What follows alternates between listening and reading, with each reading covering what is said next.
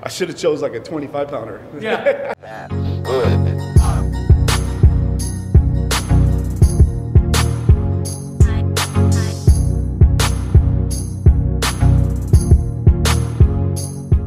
Hey, what's up guys? Ryan here with Health and Wealth. I'm here in Bondurant, Iowa, my hometown, and literally a diamond in the rough, one of the greatest places in Des Moines, Iowa that you guys have no idea about.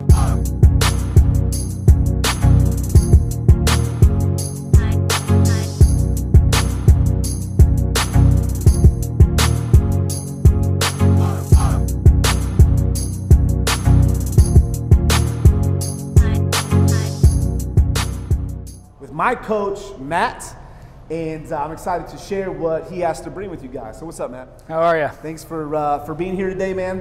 I wanted to share with all of our followers basically why I chose to come here.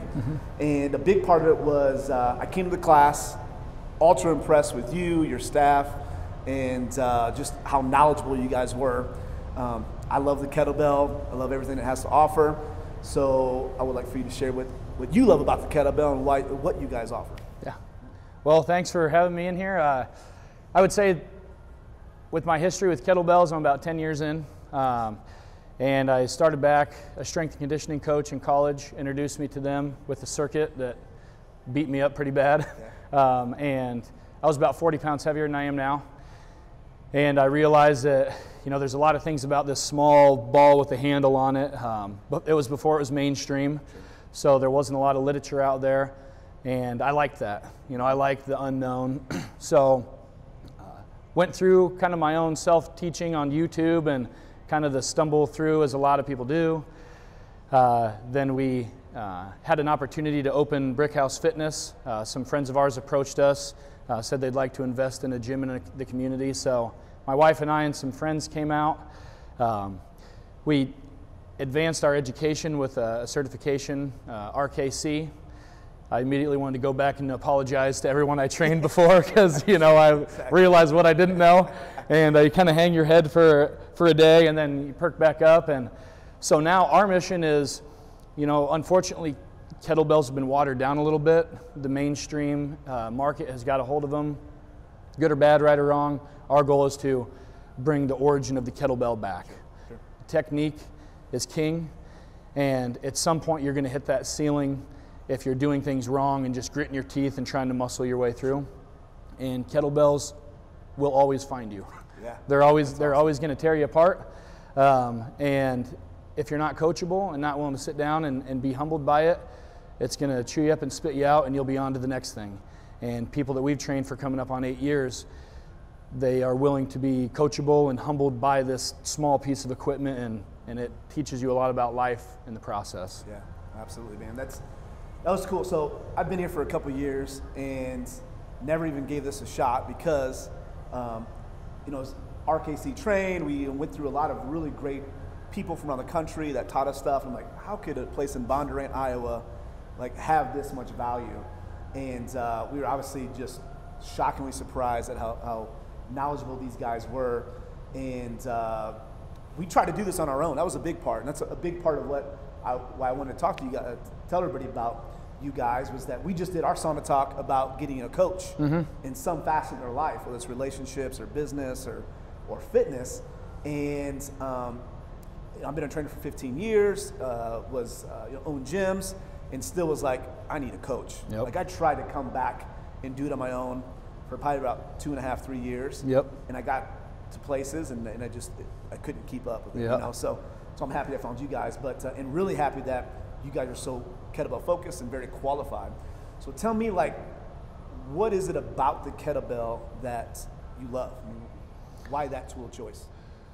Initially, it was because I came from a strength and conditioning background, and I liked that I could get strength and cardio and mobility out of one tool. Sure.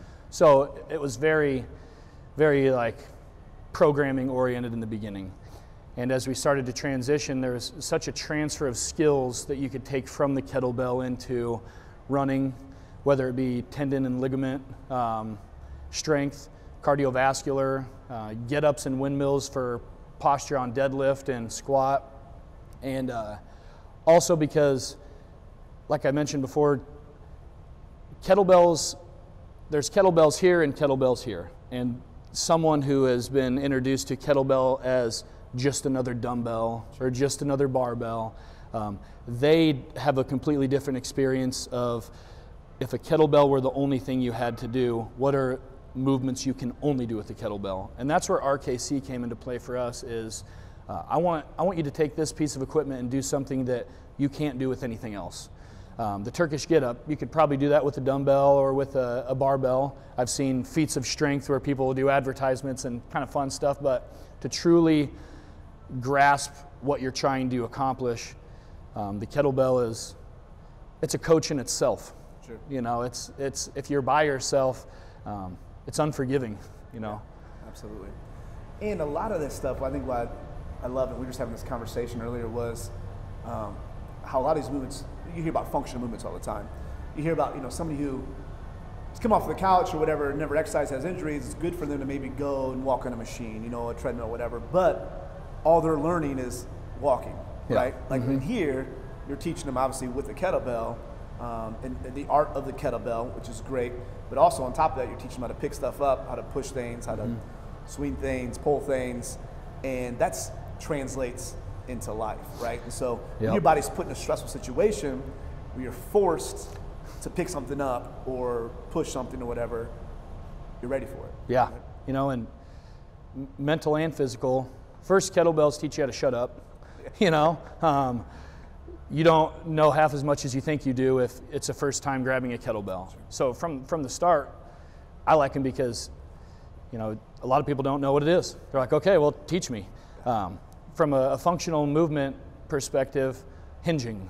People sit down and squat all day long, but hinging and learning how to pick things up the right way, and posture, and being able to stay braced through stressful situations, and rec sports. A lot of people get injuries in slow pitch softball or volleyball or whatever they're doing, and these movements help prepare you for kind of the unplanned, random things that happen. Yeah, I like it. So one of my favorite movements is the Turkish Get Up. And you can obviously tell between a coach who knows what they're doing and doesn't know what they're doing by how they teach Turkish Get Up. And immediately I knew that this guy was legit. So let's talk through a Turkish Get Up. Ready to do that? Yeah, awesome. Definitely. Good deal. So the Turkish Get Up is one of my favorite exercises to do for myself and to train other people to do, because it's monotonous. There's a lot of steps involved in it. And also, if you mess one thing up, it will show itself in every other step that follows. So there's a very strategic way we go through the Get Up. Sometimes it's just approached as lay down on the floor, stand up, lay down. But as you'll see as Ryan goes through this, we have a lot of steps that we intentionally hit. And throughout the movement, I'm always asking, why are we doing this? And what is the next goal of the movement? So here on the ground, we have a chalk outline. This is kind of our map to the Get Up. It gives us positioning to the alignment. There's a lot of 90-degree angles and straight lines in the Get Up. So if Ryan wants to sit down with his left glute on the X, and the kettlebell can be off to the right. So your left glute here and your left leg straight, and there we're going to be with our legs facing the mirror down there. On our Get Up, a couple things we focus on. Our right arm, or our left arm, is out at 45 degrees. So you can kind of see over here we have this chalk circle. So arm is there, and then also you see right knee is bent, and this leg's out at 45 degrees, and this kind of demonstrates that. And this is important for alignment, for spacing on our Get Up.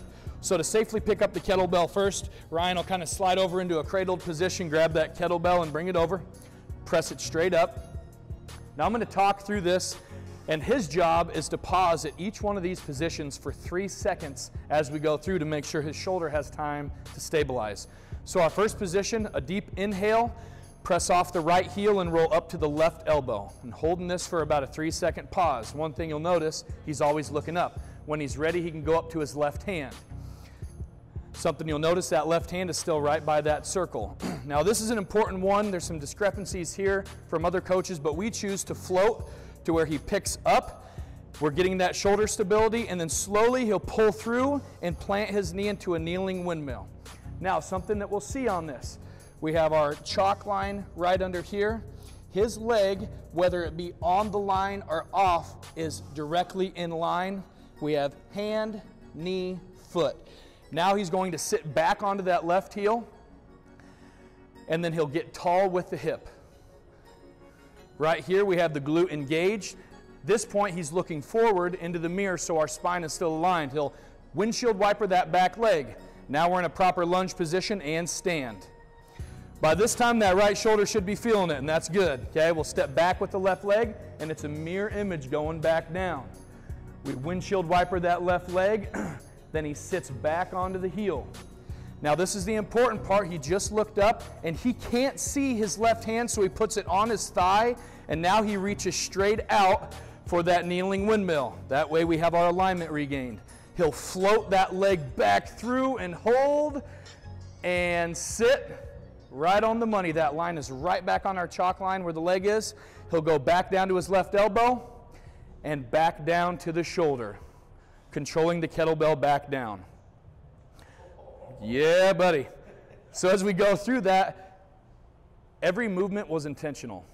And when people just start haphazardly moving through the exercise and putting the arm wherever they feel like it or putting the leg wherever they want, I just kind of wait and see what's your next position look like and what's the discomfort on the face, and they'll immediately know that they did something wrong, and then they'll go back a step and hopefully self-adjust.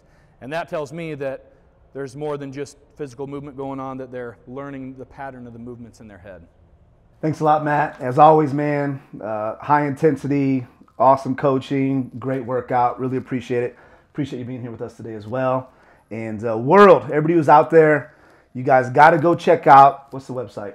TheBrickhousefitness.com. Here in Bondurant. If you don't live in Bondurant, 100% worth the drive. Come work out with me. Come work out with Crystal. Come work out with Coach Matt and his team, man. They're the absolute best.